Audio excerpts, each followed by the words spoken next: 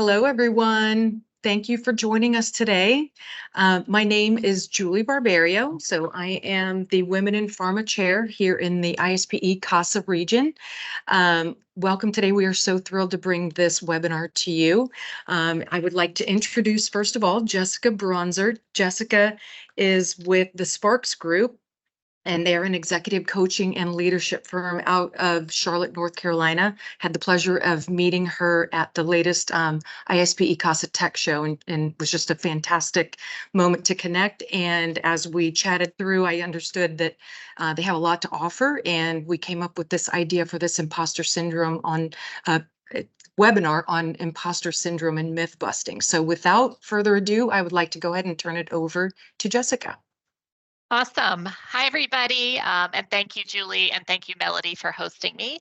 Very excited to be with all of you here as part of the Women in Pharma group, as part of ISPE and the CASA chapter. As Julie said, excuse me, my name is Jessica Bronzert. I'm the founder and CEO of the Sparks Group here in Charlotte, North Carolina. I also just want to call out that Anna Sparks is on the call. She's our Chief Operating Officer, no relation, but she is hanging out in the background and is going to help kind of facilitate the chat and look at the questions, and you'll hear her voice probably a little bit throughout, so just want to call her out as well. Thanks for being here, Anna.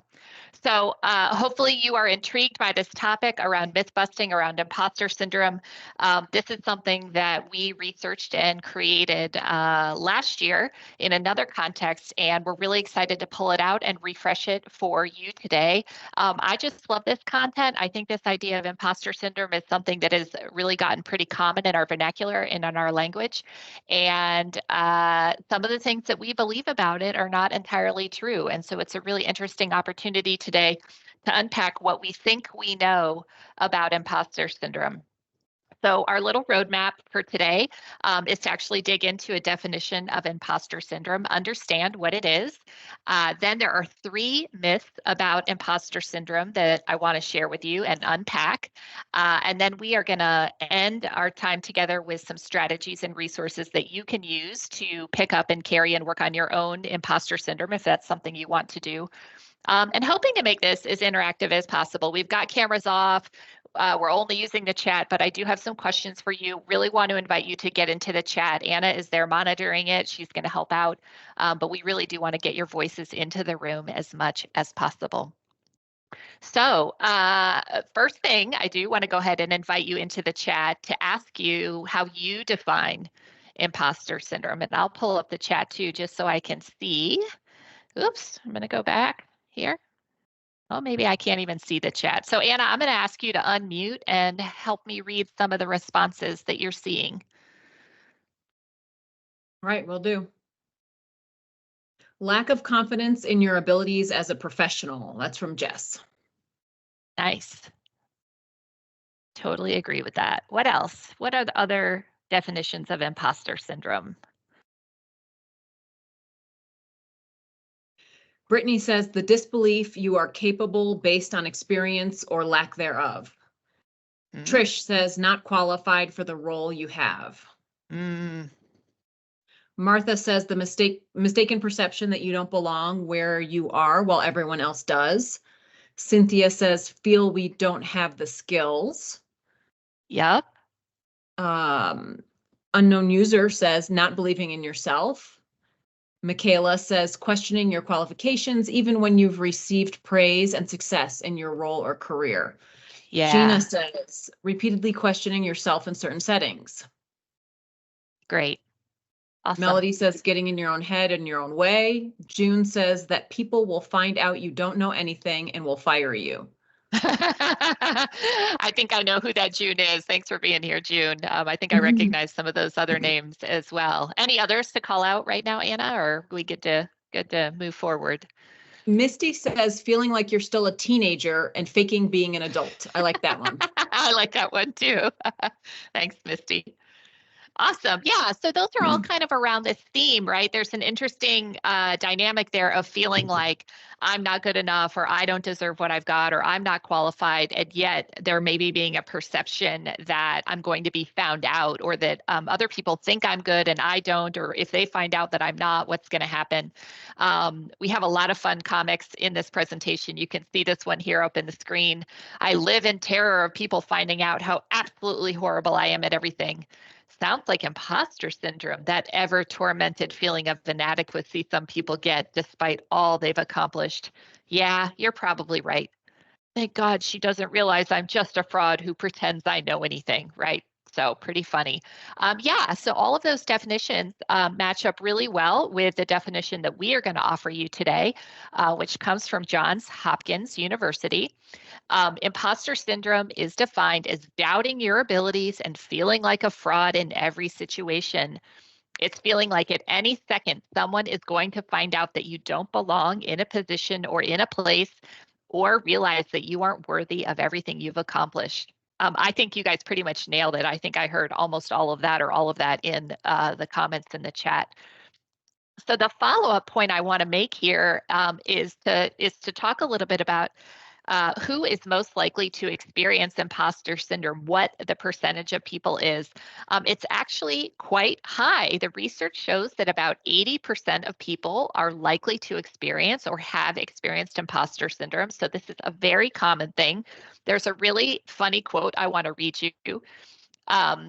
Researchers have found imposterism in dozens of demographic groups. This comes from Amy Cuddy's book on presence that we're going to show you the cover of at the end as a resource, including, but not limited to, teachers, accountants, physicians, physician assistants, nurses, engineering students, dental students, medical students, nursing students, pharmacy students, undergraduate entrepreneurs, high school students, people new to the internet, African Americans, Koreans, Japanese, Canadians, disturbed adolescents, normal adolescents, pre-adolescents, adult children of high achievers, people with eating disorders, people without eating disorders, people who have recently experienced failure, people who have recently experienced success, and so on. That quote comes out of an article in Slate. It's a little bit tongue in cheek, but the point is that imposter syndrome is so pervasive that almost all of us have experienced it. Okay, so the next thing that I want to invite you into is another chat question. So I'll ask Anna to help out here. Are you part of the 80%? Have you ever experienced imposter syndrome? And if so, what signs did you notice? What signs did you notice? We'll give you a second to type in the chat here. While they're typing in, Jessica, I just want to let you know a couple other definitions that came out were interesting. On said, act like the other gender to succeed in your career. Yes. And Charlotte said feeling like you're the token and not there for your skills. So I think those are relevant to what you were just talking about which groups might be more affected and how they're affected. Yeah, thank you. Those are great. James says self-doubt, nervousness. Okay. Linda says excessive anxiety before starting a new activity. Tanya says didn't speak up in the room even though I had the expertise. Crippling, I'm seeing that word. Anxiety, a fraud. When you try to explain something, people give you a weird look and say, I don't understand before I even finish my speech. Oh, yeah. Not standing up for my perspective on a technical issue, yet being correct later. We could have saved time. I noticed I wasn't answering any of the questions during meetings for feeling that I would be judged or for maybe being wrong. And the last one I have here is worry creator. Yeah, I figured out how to pull up the chat. Yeah, second guessing. That's great. Yeah, I was able to figure out how to access the chat. These are really great comments. Tanya, it's great to see you. Martha, I'm seeing these names. Heart pounding, not believing in you because you're new. Yeah, so so the point here is that this is something that almost all of us have experienced. You are naming a lot of the symptoms of it. I've got a couple more maybe to add while you all are typing as well. Intrusive thoughts, a lot of what you're describing are intrusive thoughts. Self-doubt in skills and confidence. crediting external factors like luck for our success instead of our skill or expertise or experience, decreased self-confidence, isolating ourselves from team members, perfectionism. Has anyone named perfectionism yet? I'm not sure I've seen that. Constantly, I'm looking at the chat again, constantly spoken over, hesitant to apply for jobs. Oh, I like your comment, Misty. In a newer role, obtained specialized training, however, executing was very day-to-day, winging it. Great. Feeling like everyone else will always be better and know more than you. Yeah. Tracy says, I think there's a systems aspect to imposter syndrome. Yes, we actually referenced that article, Tracy, and we're going to talk about that a little bit. So you're hitting the nail on the head. Great.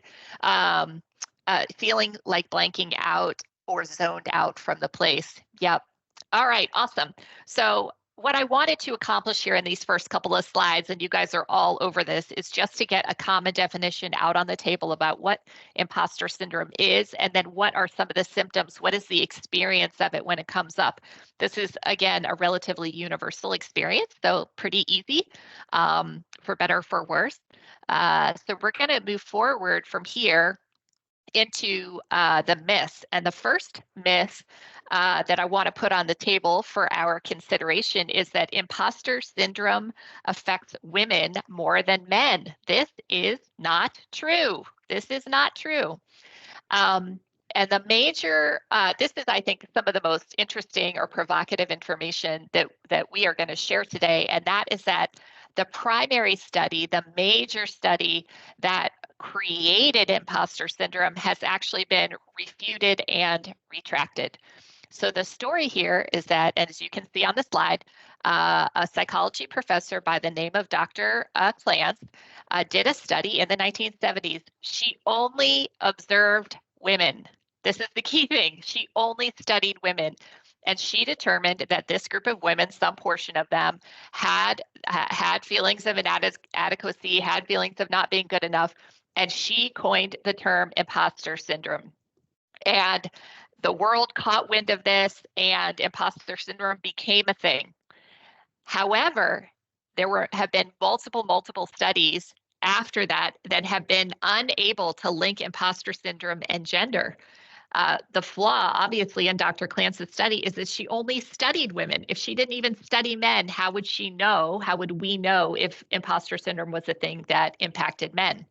So by 1993, she actually retracted her theory that imposter syndrome is experienced by women only. And I love this quote: "If I could do it all over again, I would call it the imposter experience, because it is not a syndrome or a complex mental illness. It's something that almost everyone experiences." So our new understanding, as we just talked about, is that 80% of all people, about 80% of all people, including men, are likely to experience imposter syndrome. So the question is then why? How did we get to this place even now, decades later, where we are attributing this as primarily a thing that women experience? So there are a couple of ideas here. One of them is that there could be some gender bias, right? You can see this last bullet here around taking mundane emotions that women experience and putting a gender slant on them, saying, well, that's women are emotional. Women struggle with these difficult feelings. And so we're going to call it a syndrome. We're going to call it imposter syndrome. Another angle around this is sort of a sense of belonging or a sense of wanting to be included, and that women in general are probably a little bit more prone to share feelings and to talk about feelings. Not that men aren't having them, but women may be a little bit more open and vulnerable in sharing their feelings, and that by putting medical terms like syndrome onto our feelings, it is sort of codifying the language in a way that creates membership in a group, membership in high achieving, among high achieving women, or membership among mothers, or whatever the group may be. So these are probably a couple of the reasons why the idea of imposter syndrome persists as a female only, as an affliction, and as an affliction that impacts primarily women. But I think it's just fascinating that it has now been since 1993. Gosh, I was still in high school at that point, so it has been a long time since the study was retracted and refuted, yet we are still here in 2024 talking about imposter syndrome and wrestling with it as women. And so the question then is like, does confidence actually equal competence? Like, does it really make a difference? Is imposter syndrome that much of a liability? And the answer is no, confidence does not equal competence. So we know in general that men tend to carry themselves with more confidence than women. Again, these are pretty strong generalizations. They're not true all across the board. But the research shows that when we are overconfident, when we are arrogant, that is inversely related to leadership talent, which is defined here as the ability to build and maintain high-performing teams, to inspire followers to set aside their selfish agendas in order to work for the common interest of the group. So this almost feels like salt in the wound to me. Not only has imposter syndrome been dubbed a thing that is bad and that only impacts women, but the inverse is actually true, that the overconfidence that men can sometimes bring to the table is actually the thing that does more harm to good leadership. So I'm interested, I'm going to try to pop up the chat here without messing things up, what questions there might be at this point, what comments there might be at this point as we unpack this first myth here. Martha says 100% correct regarding men in my experience. I worked in a mostly male industry, Wall Street, where I coached many men around their imposter syndrome. Thanks, Martha. And Brittany says, just like the Alpha Wolf study. I don't know that I'm familiar with that one. I'm going to have to look that up. And I know, of course, we know that the pharmaceutical industry is male dominated, right? So this may very well be, we're going to talk a little bit more about environmental factors here in a minute. But a lot of the women on this call coming out of the pharmaceutical industry are in male dominated environments as well. Okay. All right, if you've got a question at any point, okay, Brittany says there is no such thing as an alpha wolf because the research only studied wolves in captivity. Yep, faulty research, not good, not good. Thanks, Brittany. All right, we're gonna keep going here. So that myth number one is that it only affects women. Myth number two is that it's about the individual and not about the environment. So you can see where we're going with our myth busting today. So when we talk about people having imposter syndrome, and as a coach, as Martha shared, a lot of people disclose to their coaches that they're feeling a sense of imposter syndrome, or you might talk to a friend about it or family members about it. It often happens in a vacuum, right? We're saying that I feel this way, and we're almost taking responsibility for the fact that we feel that way, like we shouldn't feel a little bit doubtful. We shouldn't feel a little bit worried about our abilities. And we don't really ever, most of the time, have a conversation about the context around what's causing those feelings or what contributes to it. When in fact, again, the opposite is true, is that the factors, the circumstances that we find are in impact the degree to which, whether or not we're going to feel imposter syndrome and the degree to which we're going to feel it. And so some of the major factors that can impact it are here on the slide: field or industry. So as Martha just pointed out, as we've talked about with ISPE, women in pharmaceutical industry, engineering, construction, these are all very male-dominated industries.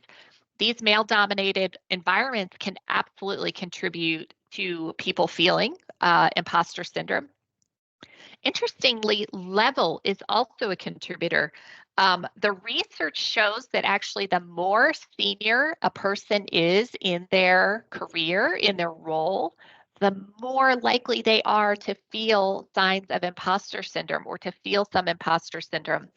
Not sure why that is, but maybe it feels like the stakes are higher. There's a little bit more risk in some ways, but level in the organization is a contributing factor to imposter syndrome. Diversity. I think this one is very interesting, that imposter syndrome has not only a gender component, but also a racial component. There are probably a lot of components to it.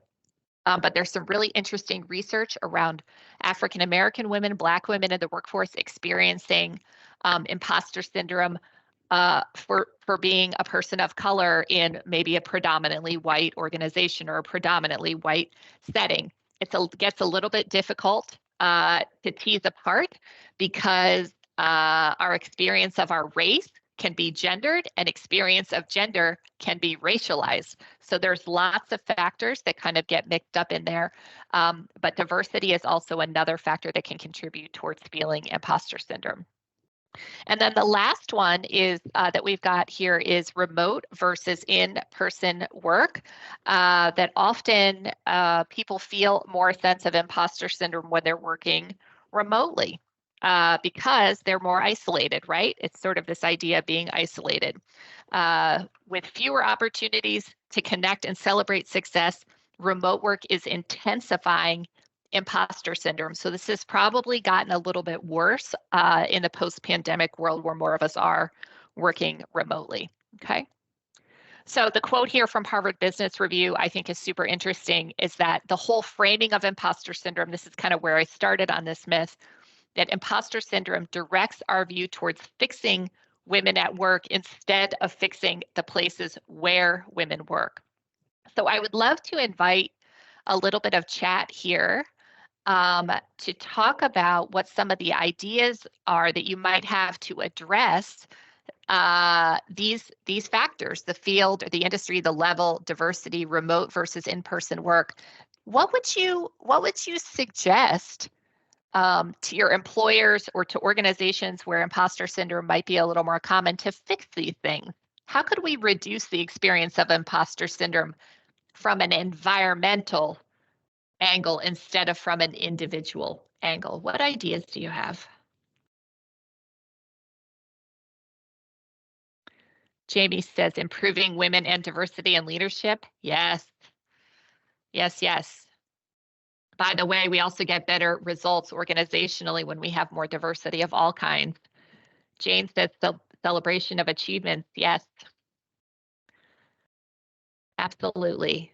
In more remote working, to a mentorship program where you meet outside of work, right? So creating those connections, yep, that aren't just online.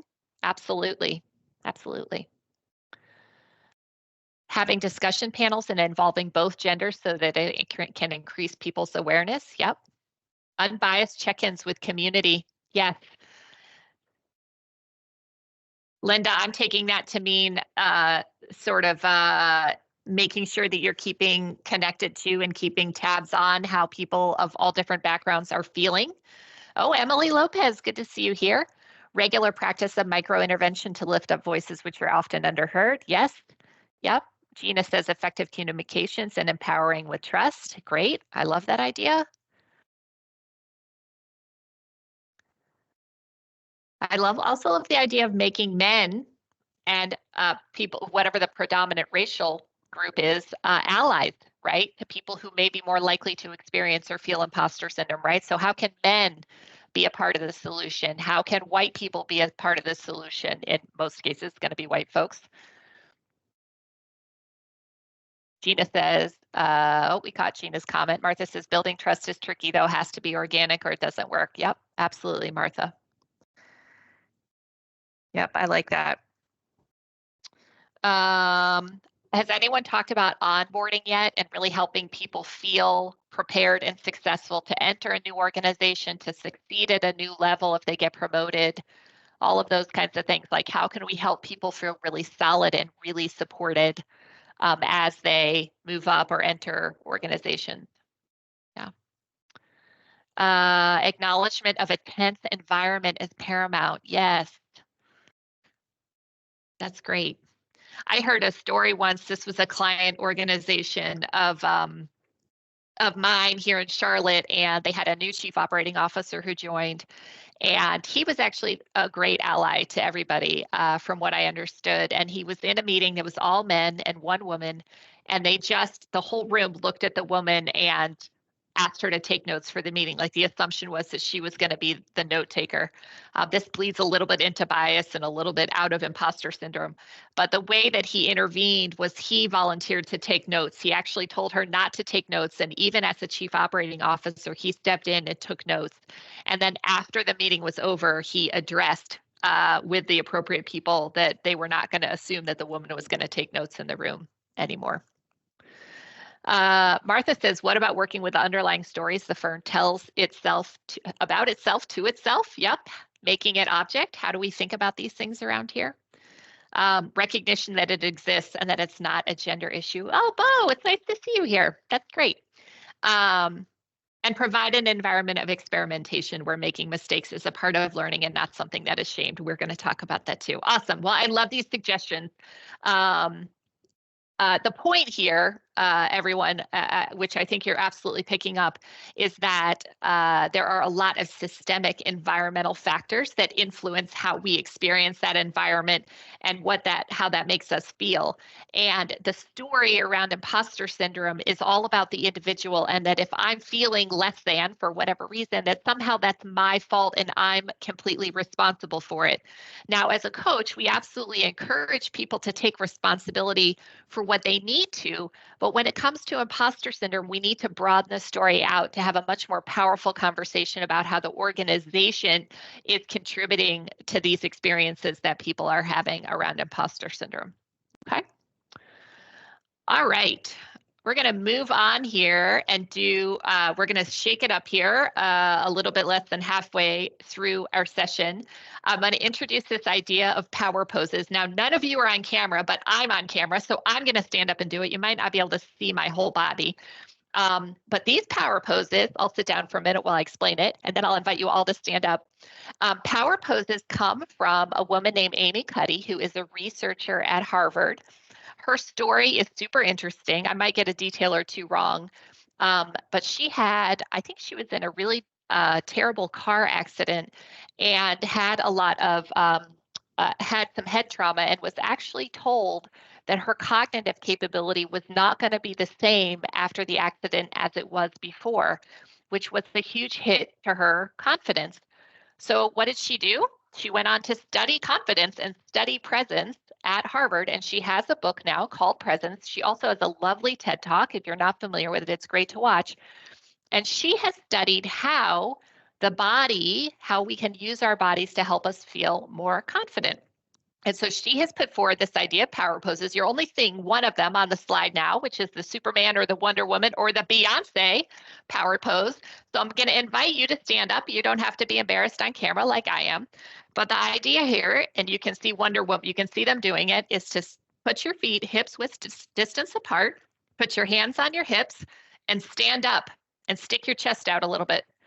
Now, the trick is with a power pose is to hold this pose for 120 seconds, 2 minutes. And what this is supposed to do is it is supposed to trigger the production of good chemicals in your body that actually help you feel more positive, help you feel more confident, help you feel more powerful. So this is one of them that we can see on the slide. The other one, again, who knows what camera view you're getting here, is this one, where you put your hands on the table, you lean over, stick your chest out again, stick your backside out a little bit, kind of like, I own this joint. I own this joint. Okay, this is the other one. So I have a fun story about these power poses.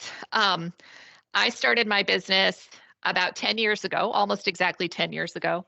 And I had, before I started the business, I had been a speaker at the Association for Change Management Professionals National Conference, big stage.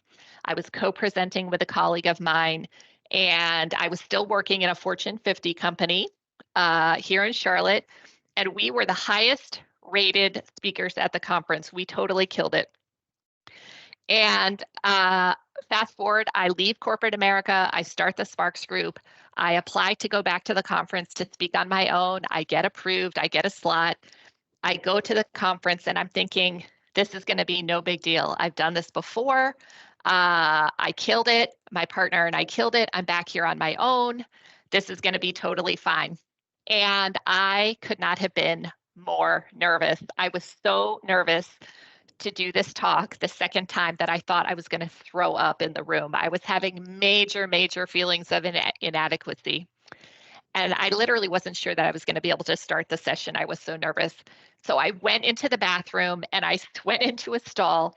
I put my hands on my hips. I stood there with my feet hips width distance apart, and I breathed slowly and I counted to 120. And I'll be darned if by the end of that 2 minutes, I had not calmed down enough to be able to go back in the room and start my session. I think I was so nervous because I was out on my own. I was standing on my own 2 feet, did not have the banner of a Fortune 50 company behind my name any longer. And it was all about whether or not I was going to be able to sink or swim. And that's what was causing my feelings of imposter syndrome. But the power pose really made the difference in helping me get through that and be able to move forward, giving the presentation and getting on with things as they needed to be gotten on with.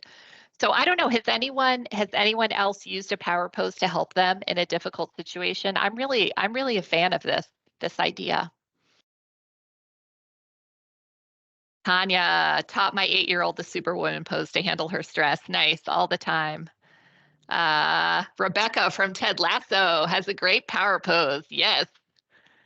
Bo says, yes, absolutely. I learned it working at retail. Nice. Before critical client meetings. Hey, Marvin, do it all the time. Get in the sun, do it in the warmth, hands in steeple position, maybe like this. Yep, okay. Beth Dutton in Yellowstone does the desk one. Yes, she does. Alex says, I liked it, man. Alex. Emily says, I found I tend to stand for difficult meetings or conversations as well. Yes, that's a really good one, Emily. Thanks for sharing that. So wanted to actually, I hope you all stood up and gave that a try with me. That's a really fun thing to do that actually works, right? And so Amy Cuddy's research is super interesting. If you're not familiar with her, we do have a reference to her at the end of the deck here. All right, so our last myth that we are going to bust today is that imposter syndrome is always detrimental, So the idea here, as you can see where we're going, is that it's not all bad. How many people are familiar with Herminia Ibarra's research? I'm a huge fan of hers. For anyone who's not familiar with Herminia Ibarra, she is a researcher at a business school in Europe, and she has done some really interesting work on career transitions, and she's also done some really interesting work on authenticity. So she has a fabulous article in Harvard Business Review called The Authenticity Paradox, where she talks about this idea that we should always feel like ourselves. We should never feel like we're faking it. And that maybe is not helping us as much as it could be. So you can see this quote from her here. By viewing ourselves as works in progress and evolving our professional identities through trial and error, we can develop a personal style that feels right to us and suits our organization's changing needs. This adaptive approach can make us feel like imposters because it involves doing things that may not come naturally, but it's outside our comfort zones that we learn the most. So the idea here, she says, is essentially fake it till you make it. That when we are trying something new, when we are set in a set of unfamiliar circumstances, that we are going to feel uncomfortable, that we are going to feel some discomfort, and that's okay. That actually means that growth is occurring. And so the idea there is to keep going and not stop and not back away because I don't feel comfortable or I don't feel like I'm showing up as my authentic self. And I think that's a really interesting and important reframe on this idea that imposter syndrome is bad or wrong.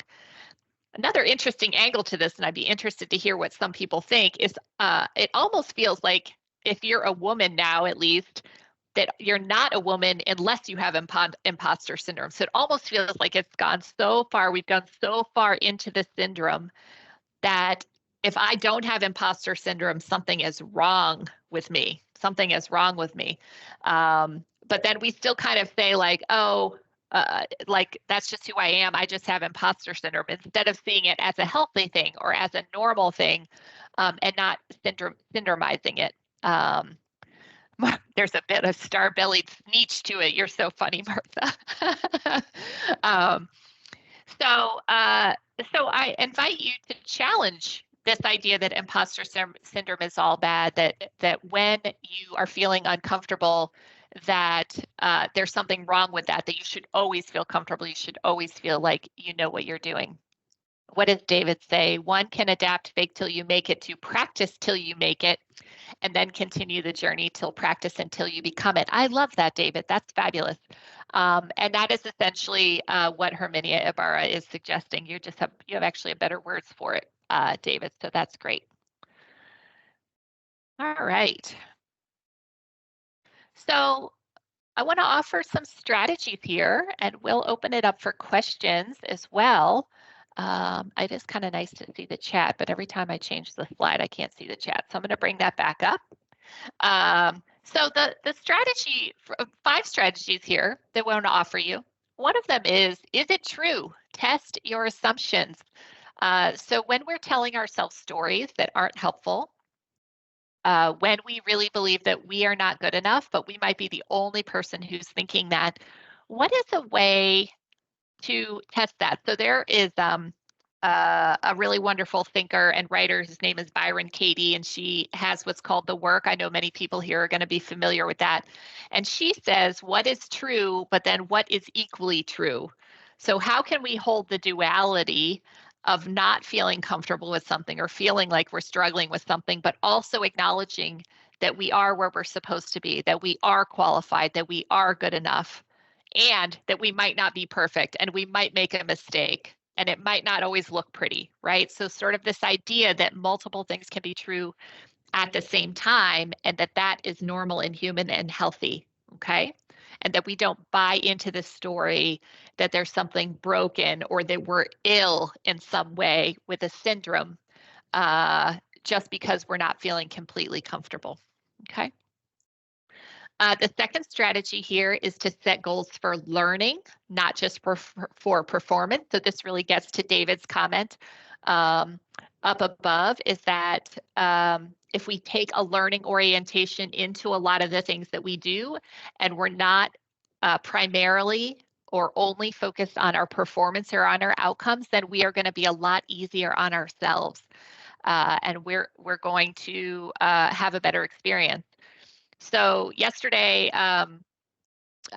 we sponsored a charity golf tournament here at the Sparks Group yesterday. It was the first time we had done that. We were hoping to meet a lot of people. We were hoping to have a nice role in this event, but we had never done it before. And the organization that was putting it on had never done it before.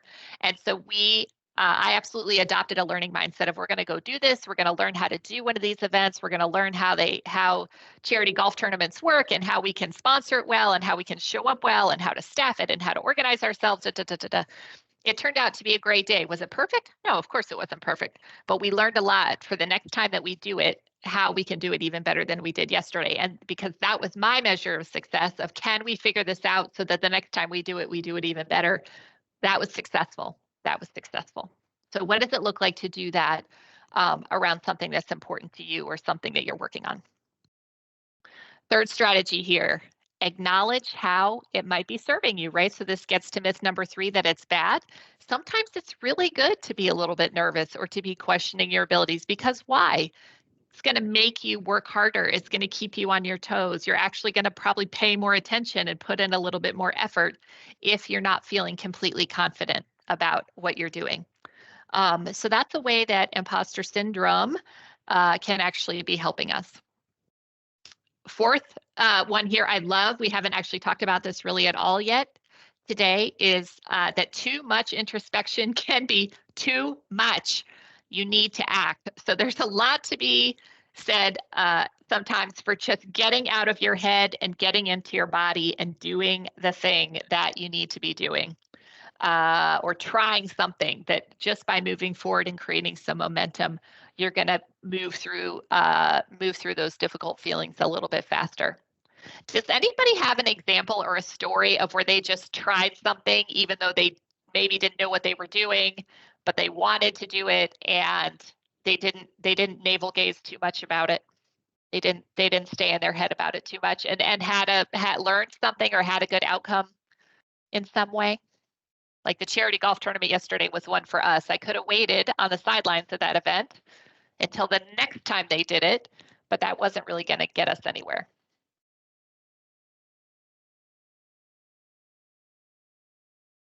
Bo says, yeah, oh, you like just do it and don't take yourself too seriously. Nice. Discomfort is a good sign that you're acting on your growth edge. Yep. Brittany says, I don't have imposter syndrome because I don't have a fixed mindset. Yep, absolutely. Great. All right. Well, if you think of something, drop it in the chat. We'd love to hear some examples of taking action without perseverating or staying in your head too much. And then the last one here is just don't take yourself too seriously, right? So I love the quote, nobody gets out alive. We only have a short time here. And it's just not any fun to be so wrapped up in trying to get it right all the time and standing on the sidelines and whatever. So don't take yourself too seriously. It's okay. It's okay. Questions or comments here? We're kind of coming to the end of our content and I'd love to open it up for some discussion. I know we have too many people really to take everybody off mute and have an open discussion, but are there questions or comments that we can answer?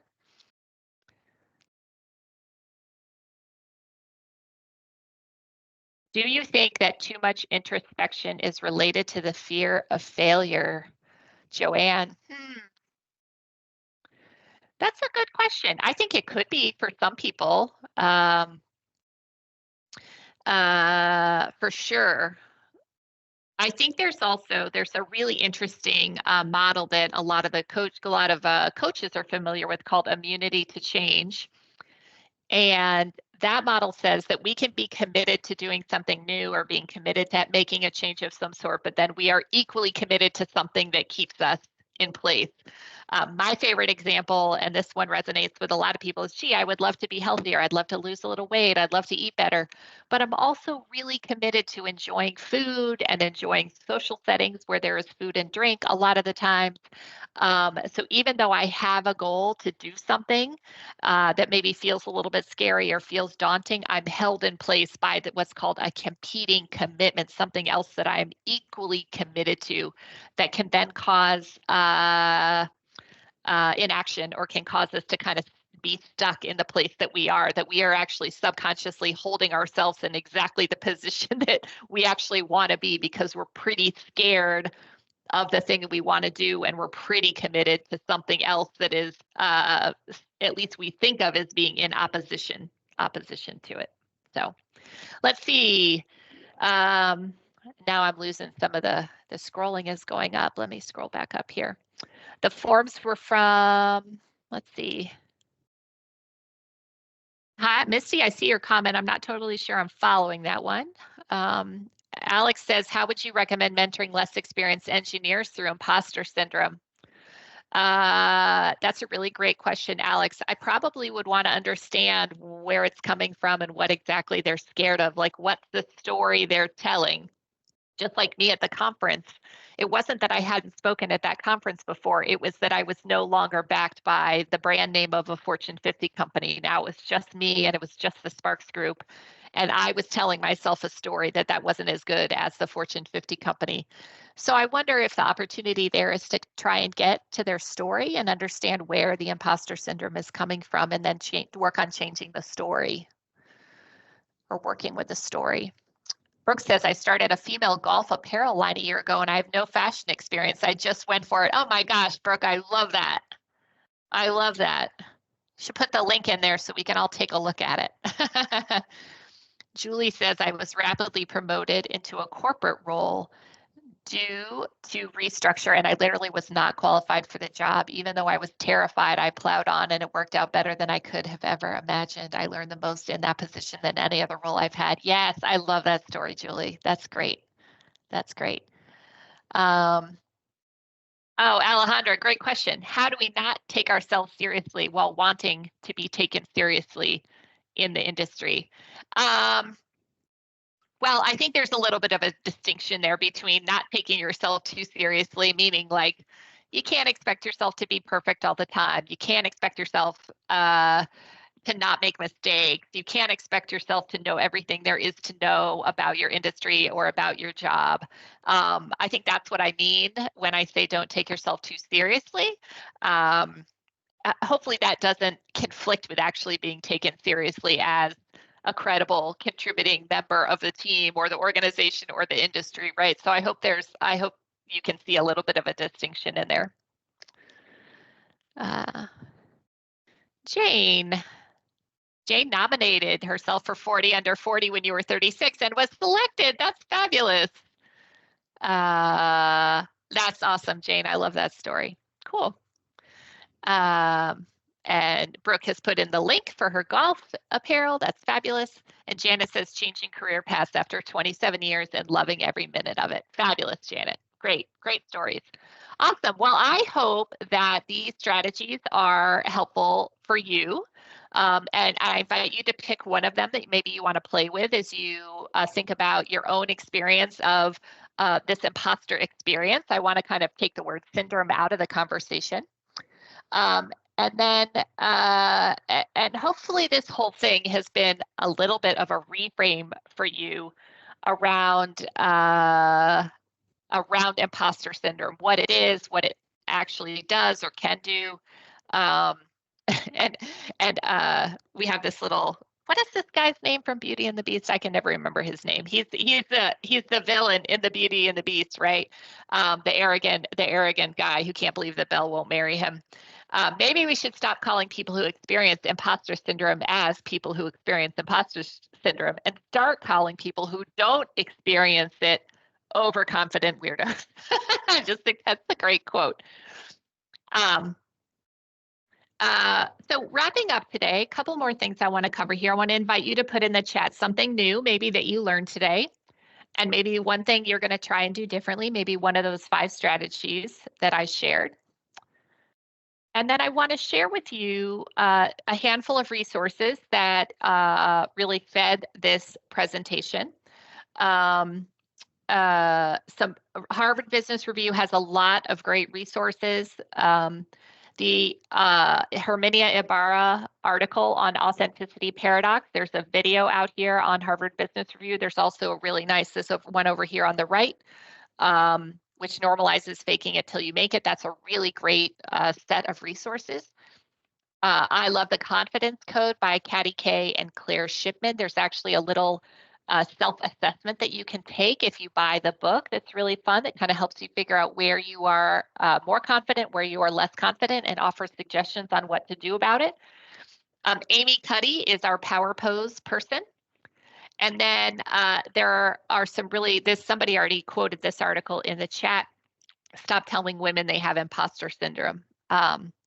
Slate also has, I don't think we have the Slate article up here, but there was a really good article from Slate as well.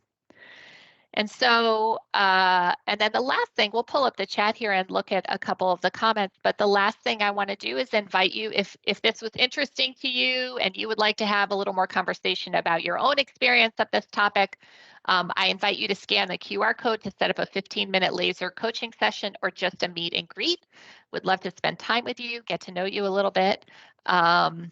But that's all I have for today. So are there any final questions or comments that I can answer? I'm going to go back to the chat here. Anna, is there anything you're seeing that we have not addressed, that I have not addressed? I see you putting stuff in the chat. That's great.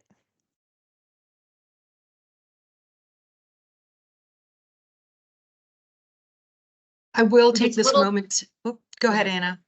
I was just going to say there's a little chatter about revealing when you don't know something in the workplace, like sharing stories about when you felt dumb or when you did a dumb thing, and if that makes you look dumb. So people are going back and forth a little on that. You want to weigh in, Jessica? Yeah, I think this is a little bit of a tough issue because unfortunately, I think some organizations. Well, I don't know if you're making me think. That question's making me think. I think that most people we have a belief that if I don't know the answer, there's something wrong with me. And that if someone finds out I don't know the answer, that is going to be really, really problematic. And my guess is that in most cases, that is a false assumption. That is a false assumption. I had an interesting experience with this last year. I was in Atlanta, Georgia, facilitating a session on emotional intelligence for one of our clients. And the leader of the group asked me a question about the research behind emotional intelligence. And I think it was actually a question about gender, like how do women and men experience this differently?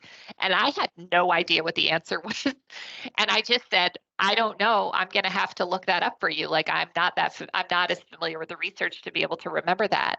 And he stopped the whole room. And I thought, oh dear, this might be ugly.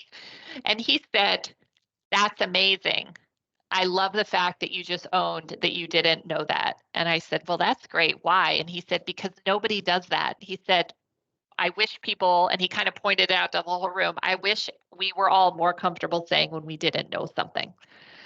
So I think there's probably more grace inside organizations than we lead ourselves to believe. I would like to think that we're more interested in the outcomes and actually getting to the right answer or getting to the place we need to be than like holding people accountable for being encyclopedias about things. But the only way to do that is to test it, is to be brave enough to say, I don't know. I don't know. And let me go find out the answer, or let me do some more research, or gee, Sally is going to know the answer to that. So let me go check in with her. So I don't know. That's Anna. Would you add anything to that? No, I think that's spot on. Okay. All right. Just skimming through these. I think that's probably good. Julie, did you want to come in and do a little bit of wrap up here in the last couple of minutes? So I will just say thank you so much to everybody. Thanks for taking your lunch hour to be here. It's been a pleasure. Would welcome to have a follow-up chat with you, and I hope you have a great rest of your week. Thanks so much for having me. Awesome. Thank you so much, Jessica and Anna. Really appreciate it.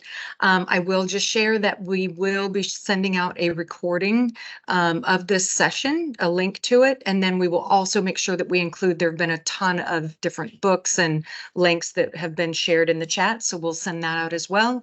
And then I will also include Jessica's contact information. So thank you again. Really, really appreciate it. Lovely way to spend the lunch hour. Learned a lot. Thanks. Thanks, All right. everybody. Have a great Thank rest of you. your